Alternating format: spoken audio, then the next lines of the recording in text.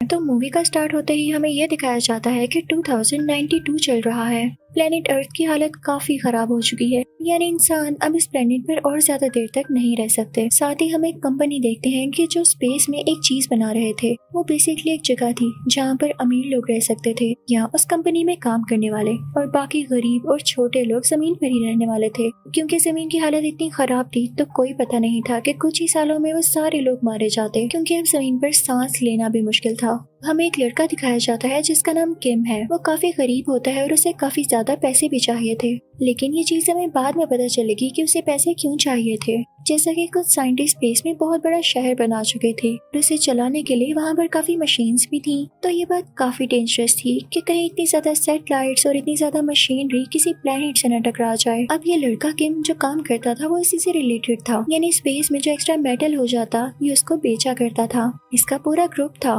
जिसमें एक रोबोट था, एक आदमी था और एक इनकी कैप्टन थी। उस एक्स्ट्रा मेटल और मशीनरी को पकड़ने के लिए और भी काफी ज्यादा ग्रुप्स थे, लेकिन उनके पास इतनी टेक्नोलॉजी नहीं थी, ना ही उनके पास इतनी स्किल्स थी।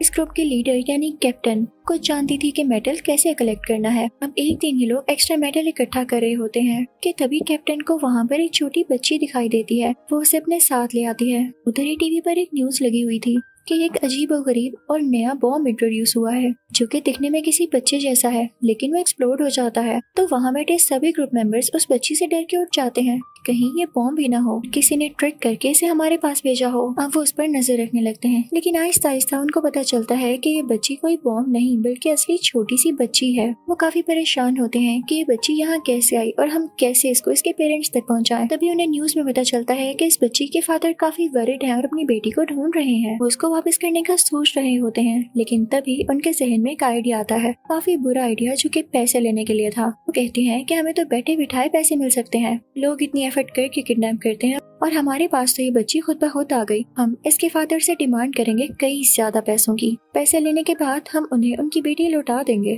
फिर हमें ये पता चलता है कि इस बच्चे के फादर एक साइंटिस्ट थे जो कि उसी जगह काम कर रहे थे जहाँ स्पेस में ये सिटी बनाया गया। अब ये लोग बच्ची के साथ कुछ टाइम गुजारते हैं। उस ग्रुप में किम के अलावा जो आदमी होता है वो बच्ची से काफी अटैच हो जाता है, उसके साथ खेलता है, उससे बातें करता है। और फिर उसके बाद वो सारे मिलकर इस बच्ची के फादर को कॉल करते हैं। वो कहते हैं कि आपकी बेटी हमारे पास है और हमें $4 मिलियन चाहिए। इसके बाद हम आपकी बेटी आपको लौटा देंगे। वो लोग लोकेशन एक डिस्को डिसाइड करते हैं, यानी कि वो ग्रुप उस बच्ची के फादर को डिस्को में बुलाते हैं। बच्ची को भी एक बॉक्स में छुपाकर वहाँ पर ले जाते हैं, लेकिन जैसे ही बच्ची बॉक्स से बाहर आती है तो डिस्को में मौजूद सब लोग डर जाते हैं, क्योंकि उन्हें भी यही लग रहा था कि ये बच्ची कोई बॉम्ब है, क्योंकि वो काफी अजीब तरीके से वहाँ पर आई थी। उस बच्ची के फादर अपनी बच्ची के पास आ ही रहे होते हैं, लेकिन तभी डिस्को में इतनी ज्यादा हलचल मच जाने के बाद वो अपनी बच्ची को ढूंढ ही नहीं पाते। लेकिन तभी वहाँ पर पुलिस भी आ जाती है जो कि इस बच्ची को ढूंढने लगती है। तो पुलिस से डरकर ये ग्रुप वहाँ से भाग जाता है और ये लोग अपनी स्पेसशिप में बातें करने लगते हैं। इनको पता चलता है कि इनके साथी ने उस छोटी बच्ची को वापस अपने पास ले लिया, क्योंकि वो उससे काफी अटैच हो गया था और वो नहीं चाहता था कि ये छोटी बच्ची वापस जाए। तो कैप्टन कहती है कि तुम्हारा दिमाग तो ठीक है, सब कुछ ठीक जा रहा था और तुमने सब कुछ खराब कर दिया। किम मुझसे कहता है कि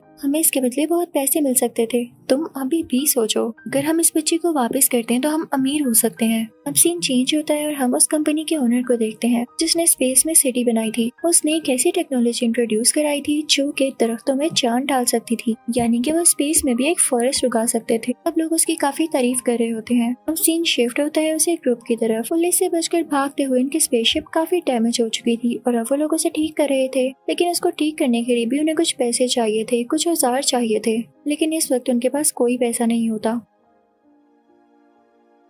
वो काफी परेशान होते हैं कि तभी वो छोटी बच्ची आती है। किम से कहती है कि क्या आप मुझे सीजर दे सकते हैं। तो किम उससे पूछता है कि तुमने सीजर क्या करनी है। तो वो छोटी बच्ची उसे बताती है कि मेरे पास एक टमाटो प्लांट था, लेकिन आज तक उस पे कोई टमाटो नहीं लगा, लेकिन पता नहीं क्यों मेरे प्लांट पे काफी ज्यादा टमाटोज लगने लगे हैं। आप उनको काट कर बेच सकते हैं। जैसा कि अर्थ पर अब कोई ग्रीनरी नहीं, कोई प्लांट नहीं, तो हमारे ये टमाटोज बहुत जल्दी बिकेंगे। और ऐसा ही होता है। वो लोग जाकर ये टमाटोज बेचने लगते हैं, जिससे उनको काफी अच्छा प्रॉफिट प्रॉफिट मिलता है। अब उन पैसों से अपनी स्पेसशिप को ठीक करते हैं। अब वो लोग वहाँ से निकलने लगते हैं तो हम देखते हैं कि उस टीम का रोबोट उस छोटी बच्ची का मेक ओवर कर रहा होता है। उससे काफी प्यार से बातें कर रहा होता है। तो वो बच्ची उससे पूछती है, रोबोट अंकल किम अंकल इतने गुस्से वाले क्यों हैं? तो रोबोट उस छोटी बच्ची से कहता है कि नहीं बेटा, वो गुस्से वाले नहीं है, बस अभी कुछ परेशान है और उसे ज्यादा से ज्यादा पैसे चाहिए, इसलिए वो बस इसी एफर्ट में है। तो वो बच्ची कहती है कि मुझे समझाएं पैसे इतने जरूरी क्यों होते हैं, किम अंकल पैसों के लिए इतने परेशान हैं क्यों? तो रोबोट उसे बताता है कि बस उसके साथ हुआ है कुछ ऐसा।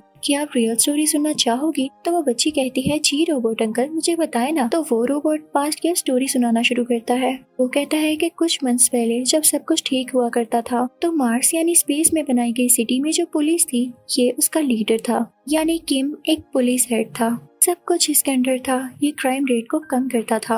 एक दिन किम को कुछ क्रिमिनल्स दिखाई देते हैं तो वो उनको मार डालता है। अब उनकी एक छोटी बच्ची भी थी। किम को उसके लिए काफी बुरा फील होता है तो वो उसे अडॉप्ट कर लेता है। वो उसे काफी प्यार करने लगता है और उसके साथ काफी अटैच हो जाता है। वो बच्ची भी उसको अपना फादर समझने लगी थी। तो किम कहता है कि मैंने इस बच्ची के साथ बहुत बुरा किया उसके पेरेंट्स छीन कर। तो वो खुद से प्रॉमिस करता है कि वो कभी किसी को नहीं मारेगा, कभी किसी की फैमिली को खराब नहीं करेगा। लेकिन जब ये बात फैलती है तो उसे उस पुलिस टीम से निकाल दिया जाता है, यानी अब वो पुलिस का हेड नहीं था। उसे कहा जाता है कि तुम्हारा काम लोगों को अरेस्ट करना या उन्हें मारना है, किसी पर रहम करना या किसी को अडॉप्ट करना नहीं। इस बात की वजह से किम काफी टूट जाता है कि उसका दिल अच्छा होने की वजह से उसे जॉब से ही निकाल दिया गया। और तो उसे एक बहुत बुरी बात बोली जाती है कि चलो पहले तो तुम पुलिस का हिस्सा थे, हम तुम्हें सिटी में रहने दे रहे थे, लेकिन असल में तुम बहुत गरीब हो और अब तुम्हारे पास जॉब भी नहीं तो तुम्हारे पास पैसे कहाँ से आएंगे, तो तुम्हें मार्स में यानी सिटी में रहने के लिए अलाउ नहीं किया जा सकता। उसे वापस भेज दिया जाता है। किम जमीन पर आकर स्पेस स्टेशन में काम करने लग जाता है, लेकिन तभी स्पेस से कोई मेटल आकर उसे टकराता है और स्पेस स्टेशन अब टूट जाता है और कई ज्यादा लोग स्पेस में चले जाते हैं। उसमें वो छोटी बच्ची भी थी जिसे किम अपनी बेटी कहा करता था। वो काफी अपसेट और सैड है क्योंकि उसे अपनी बेटी को ढूंढना है। और रही पैसों की बात, तो पैसे उसे एक कंपनी को देने हैं जो कि उसकी बेटी को ढूंढने में मदद करने वाली है। वो अपनी बेटी के लिए अब कुछ भी कर सकता है। वो असल में बुरा आदमी नहीं है। अब दूसरे सीन में हम उसी कंपनी के ओनर को देखते हैं जो कि मार्स सिटी में था। वो प्लान कर रहा होता है कि मैं जमीन को बॉम्ब से उड़ा डालूंगा, साथ ही साथ एक नई टेक्नोलॉजी का यूज करके जमीन में दोबारा से चीजें उगाऊंगा। अब उस टेक्नोलॉजी में यूज होने वाला केमिकल जिसने बनाया होता है वो कोई और नहीं बल्कि इसी छोटी बच्ची का बाप था, यानी जो बच्ची अभी रोबोट से बातें कर रही थी। जब उसे ये बात पता चलती है कि ये साइंटिस्ट इस केमिकल को यूज करके दुनिया तबाह करने वाला है तो वो अपनी बेटी में इसे इंजेक्ट कर देता है। वो काफी सेफली इंजेक्ट करता है कि जिससे उसकी बेटी की बॉडी को भी कोई नुकसान न पहुंचे, क्योंकि वो नहीं चाहता था कि उस कंपनी का ओनर दुनिया को तबाह कर दे। इसीलिए अब पुलिस और उस कंपनी का ओनर इस बच्ची के पीछे थे। दूसरी तरफ स्पेसशिप में किम दोबारा से उस छोटी बच्ची के फादर को कॉल करता है पैसे लेने के लिए, लेकिन वो कॉल पुलिस सुन लेती है और उनका पीछा करने लगती है। किम और उसका ग्रुप अपनी जान बचाकर वहाँ से भागने लगते हैं, लेकिन किम परेशान होने लगता है क्योंकि दिन बहुत कम रह गए थे। अगर वो जल्दी पैसे उस कंपनी को ना देता जो उसकी बेटी को ढूंढने वाले थे तो उसकी बेटी ऑर्बिट से बाहर चली जाती। तो वो कहता है कि मैं रिस्क लूंगा।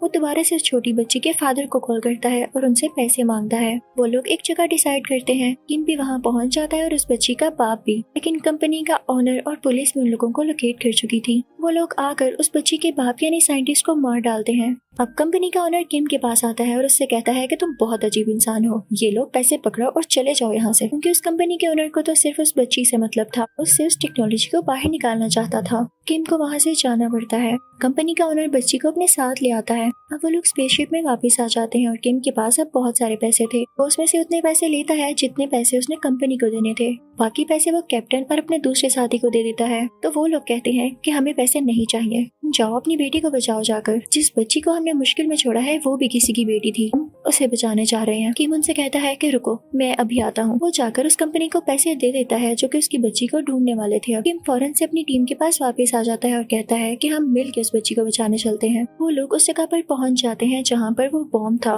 और वो बॉम्ब वही था जो कि अब दुनिया को एक्सप्लोड करने वाला था, क्योंकि उस कंपनी के ओनर ने उस छोटी बच्ची की बॉडी से वो टेक्नोलॉजी निकाल ली थी और इस बॉम्ब में फिक्स करके बॉम्ब की टाइमिंग चला दी थी, जल्द ही ये बॉम्ब एक्सप्लोड होने वाला था। कैप्टन फौरन से उसके सिस्टम के पास जाती है और बॉम्ब को डीएक्टिवेट करने की बहुत कोशिश करती है, लेकिन नहीं कर पाती। वो सब लोग डिसाइड करते हैं कि अगर बॉम्ब डीएक्टिवेट नहीं हो रहा तो हम इस बॉम्ब को बहुत दूर ले जाएंगे, दुनिया से बहुत दूर, ताकि इसका असर दुनिया पर बिल्कुल न हो। लेकिन इसका एक रिस्क ये था कि अगर वो बॉम्ब को दूर ले जाते तो खुद वो जल्द वहाँ से वापस नहीं आ सकते थे और वो खुद भी इसमें ब्लास्ट हो सकते थे। लेकिन वो अपनी जान की परवाह किए बगैर इस प्लान को डन करते हैं। अब वो सब लोग उस बॉम्ब को बहुत दूर ले जाने लगते हैं। ये देखकर कंपनी का ओनर भी उनके पीछे जाता है। अब बॉम्ब का टाइम खत्म हो चुका था, बॉम्ब एक्सप्लोड हो जाता है। अपेरेंटली हमें ये भी लगता है कि किम, कैप्टन और उनके बाकी साथी मारे जा चुके हैं, लेकिन तभी उनकी बॉडी के इर्द गिर्द कुछ माइक्रोबॉट्स चिपक जाते हैं और ये भेजे थे उसी छोटी बच्ची ने, क्योंकि उसकी बॉडी में अभी भी ये टेक्नोलॉजी और माइक्रोबॉट्स थे, क्योंकि उसने किम और उसके साथियों की मदद के लिए भेजे।